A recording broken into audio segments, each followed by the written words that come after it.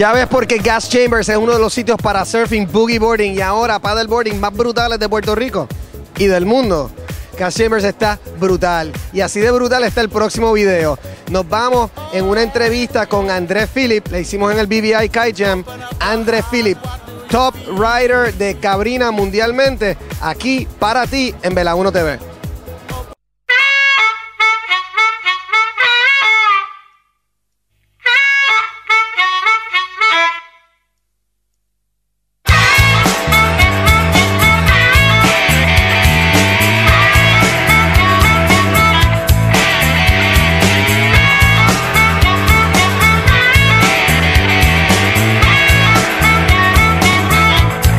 La lista de profesionales que hay en el Kite Jam es el who's who del mundo de kiteboarding. Y ahora tengo el placer de hablar con Andre Phillip. Andre Phillip es uno de los team riders de Cabrina Kiteboarding. Él es uno de los primeros profesionales que han salido del Caribe y se destacaron en el mundo internacional del kite. Andre Phillip ha estado muchas veces en Vela 1 TV en varios videos y ahora pues vamos a hablar con él. Welcome Andre to Vela 1 TV. How are you enjoying your time here at the Kite Jam BVI? Man, the Kite Jam has been one of the funnest events so far. We haven't had much wind, but it's great just hanging out with everybody, and you know it's a beautiful place here in the BVI, so it's hard not to have fun. You know, we're saying that you're one of the very few pros that that came from the Caribbean and have actually made it. Do you think that do you see any new talent coming out of the Caribbean? Yeah, I think a lot of the islands now have some good riders. I actually have a kid coming up underneath me in Antigua, Jake Kelsick, and he's killing it. You're gonna have to look out for him. But I think now that kiteboarding has become pretty popular in the Caribbean, we're seeing now the next generation starting to come up, and I think we're gonna see a lot of good riders come from that. Good.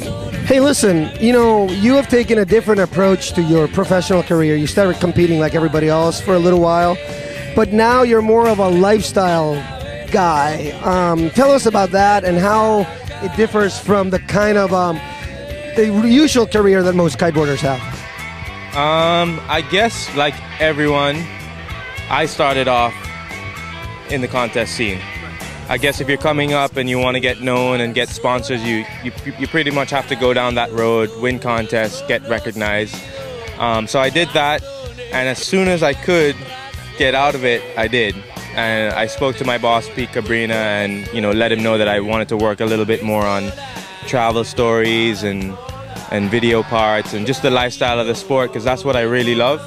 And he was behind me 100%. So. You've been very effective in keeping your name in the media. I mean, both Cabrina features you very strongly on their ads, but the lifestyle stories you've done, your travels have been widely documented. What we know you love the Caribbean, so we're just gonna exclude the Caribbean for one. Of all the places you've been kiteboarding, where do you think it's where have you had the most fun, or what's your favorite spot?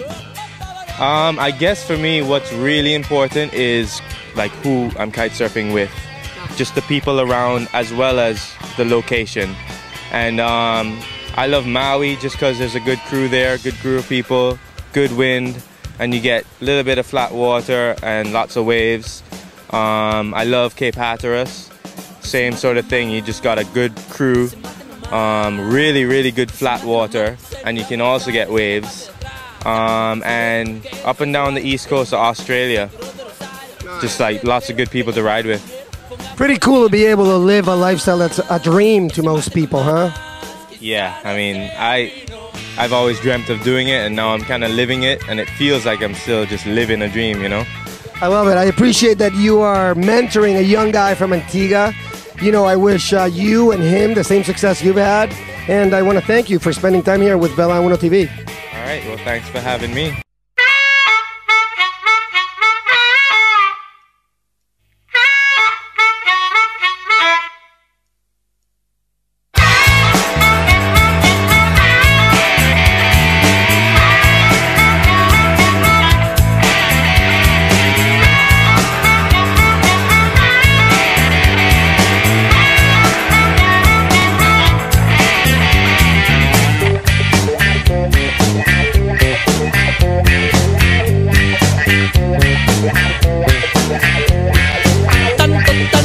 ten cuidado.